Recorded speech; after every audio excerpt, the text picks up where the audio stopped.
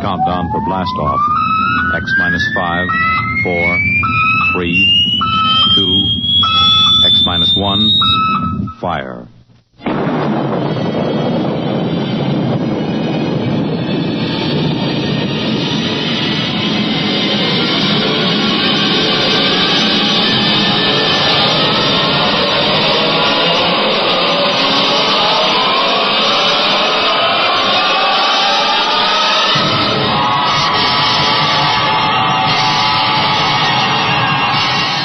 From the far horizons of the unknown come tales of new dimensions in time and space.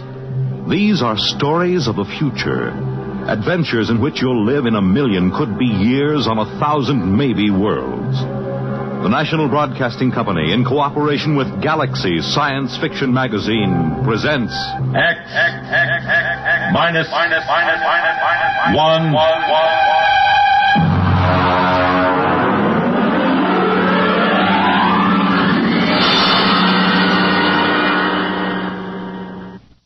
Tonight, Target 1.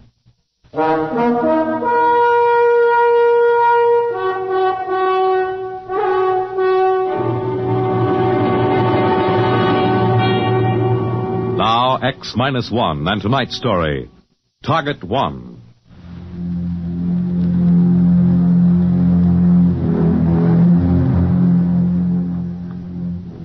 Headquarters of the World Council was in the ruined United Nations building in New York. It took me an hour to reach it, picking my way across the red-colored rubble that had once been a proud city. I was ushered into the office of the president of the council, a former Russian scientist named Melkov. It was hard to realize that only a few decades ago, these people had helped us destroy the world in an atomic war that left less than 100,000 people on the face of the globe. Come in. Dr. Marin. Yes. Good to see you, Doctor. Sorry I'm 2 days late. I had to land at Boston. It's the only airport operating. I understand. You want to sit down? Thank you. I suppose you are wondering what this is all about. Very little surprises me, Mr. President. Good. As you know, Doctor, the Great War of 1960 left very little of the human race. What it did leave, well, 2 billion corpses, 3 continents rotting and unlivable, and every survivor mutating. I believe you yourself have had children who could scarcely be called human. Sorry to be so blunt. Why did you send for me, Mr. President? Doctor, suppose I gave you an opportunity to do something extremely practical. Such as? A chance to prevent the destruction of our world, which took place 30 years ago. To prevent what has happened? To stop an atomic war? Yes. Would you do it? I'd sell my soul to the devil, Mr. President. You mean that? Yes. Doctor, what would you say was the most important scientific discovery of the 20th century? I suppose Einstein's equation.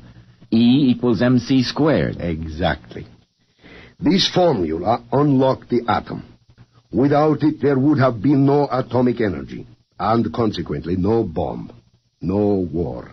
The formula did not cause the war, Mr. President, nor did the man who discovered it. He was one of the finest human beings who ever lived. A man utterly dedicated to the pursuit of peace and harmony. Yes, exactly. That is what will make your task so abhorrent, Doctor. What is this task, Mr. President? Quite simply, it is the murder of Albert Einstein. Are you insane? Perhaps. Only history will record that. But how in the name of heaven Albert Einstein died in 1956? I am well aware of that. In order to commit this murder, Doctor, you will have to travel back in time. Travel back? You mean that... I mean that our scientists have succeeded in their experiments. Parachronon penetration has been achieved. It's fantastic. Yes, so were atomic energy and rockets to the moon and radio waves long before both of those. You're actually suggesting that I return to the early 20th century to commit a murder? Yes. But why Einstein? Why not the men who took his contributions and twisted them into ghastly inhuman weapons? Why not them? Because others would replace them. There are many minds so filled with contempt for their own lives that they would be willing to destroy others, so warped with hate that they might even enjoy the job. No, it must be Einstein. Well, then why me? Why not select some murderer, some fiend? Because you are a man of the highest morality. This task must not be performed by some twisted monster. It must be done by a man of integrity who fully realizes his responsibility. To do otherwise would be to degrade ourselves and our victim. Come here, to the window. Do you see that covered barge lying in the East River? Yes. That barge is the finest laboratory we could assemble. Inside it is the mechanism for complete K-meson penetration, maintaining a stable configuration. In effect, it is a floating time machine. You've tested it? It was tested last week. Professor Milton Waxman went back 40 years in time and returned. We cannot afford another test because our energy sources are limited. Will Waxman accompany me? Yes. He and one other. Well, Doctor, what is your answer? All right. I'll do it.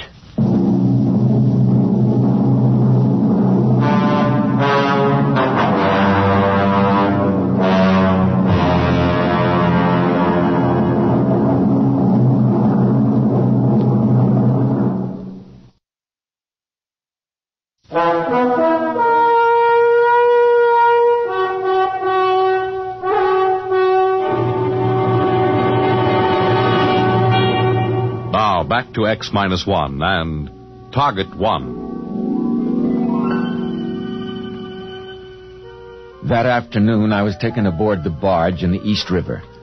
I was left alone in the laboratory to wait for Waxman, the physicist who knew how to operate the chronosphere.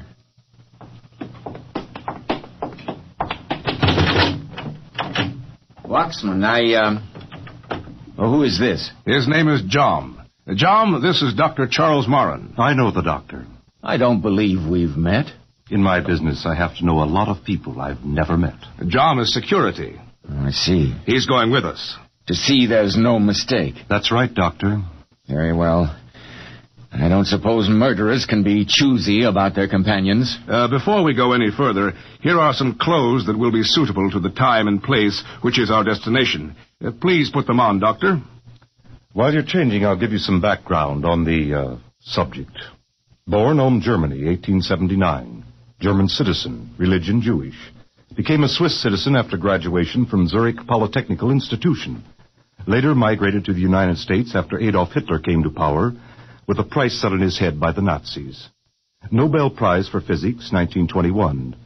Copley Medal, 1925. Franklin, 1935. Personal habits. Must we do this? He's only doing his job. Go on, John. Personal habits. Works in a bare room with only a pencil and paper. Enjoys sailing, smokes a pipe, never drinks, is a violinist of conservability. All right, I'm ready. Good. Now just strap yourself into the accelerator seat. Ready? Switch on. The sensation will be something akin to weightlessness, a disorientation and feeling of utter detachment. This will last until we have settled into a new orbital configuration. We will be able to monitor our time segment on the screen before us. May I ask our objective? Yes. The Polytechnicum at Zurich. Graduation ceremony in the year 1900. So young. He was already formulating the theory of relativity at this point, Doctor. We have no choice. It must be clean and thorough. Are you ready, gentlemen? Yes. Ready, Professor. Hold on. We will begin to whirl until we reach speeds where K-meson penetration is possible. Now.